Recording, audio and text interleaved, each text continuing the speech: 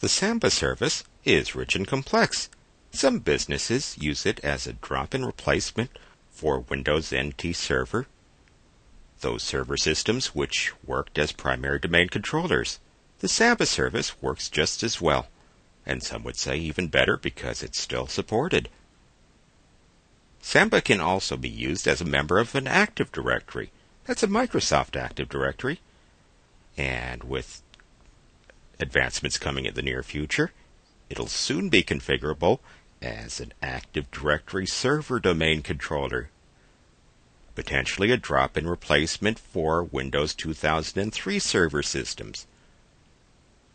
But those are complex issues, and remember, the RHCE Exam Prep Guide just requires that you know how to configure a service for basic operation. The packages associated with the Samba service come from the Windows File Server group, and they're straightforward. The three main packages are Samba, Samba Client, and Samba Common. If you want to configure Samba using the Red Hat GUI tool, install the System Config Samba package. If you want to configure Samba using a web-based tool, install the Samba SWAT package. Both tools are excellent tools, and I urge you to check them out, test them out, and see what they do to the smb.conf configuration file. You'll learn more that way. Once installed, Samba includes a detailed sample configuration file in smb.conf in the etc/samba directory. But before we analyze the configuration file, let's look at a few tips. The smb client-l server command, where server is actually the name or IP address of the server, displays what's shared from that server. I did it without a username or password, which was an anonymous login.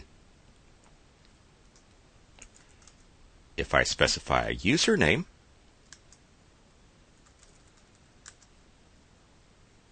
it's no longer anonymous, and I see that Michael's home directory is part of the Samba share. The password I entered was that in the Samba password database. The Samba passwords you create have to correlate to users available in your regular password database, but the passwords can actually be different.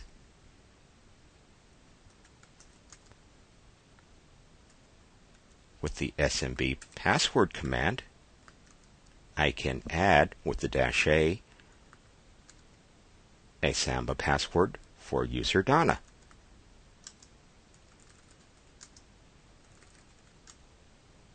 And to confirm, I review the Samba password database in the etc/samba smb password file. Now it includes Samba passwords for myself and Donna. Now let's take a look at the Samba configuration file. It's split into two basic sections: global settings and share definitions. Most global settings go beyond the requirements for basic configuration.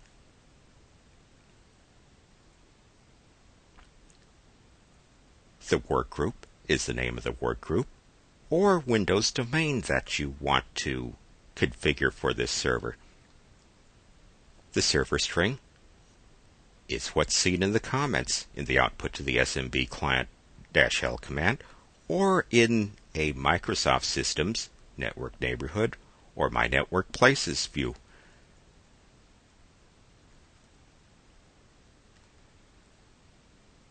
Even though the print cap name is commented out, that semicolon is a comment character, by the way, it's still the default.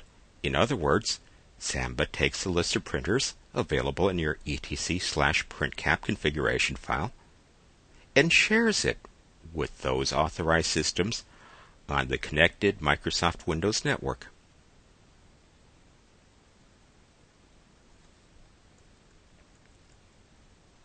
Now let's start looking at the share definitions. The basic share common to all Samba configurations is the home share. It doesn't share the homes directory, it shares the home directory for all users so configured from the Samba server. In other words, I or Donna can now access this Samba server from a remote system and get to our home directories. While it's not browsable to all clients, it's still browsable to myself and Donna, assuming we enter our username and password in the appropriate locations.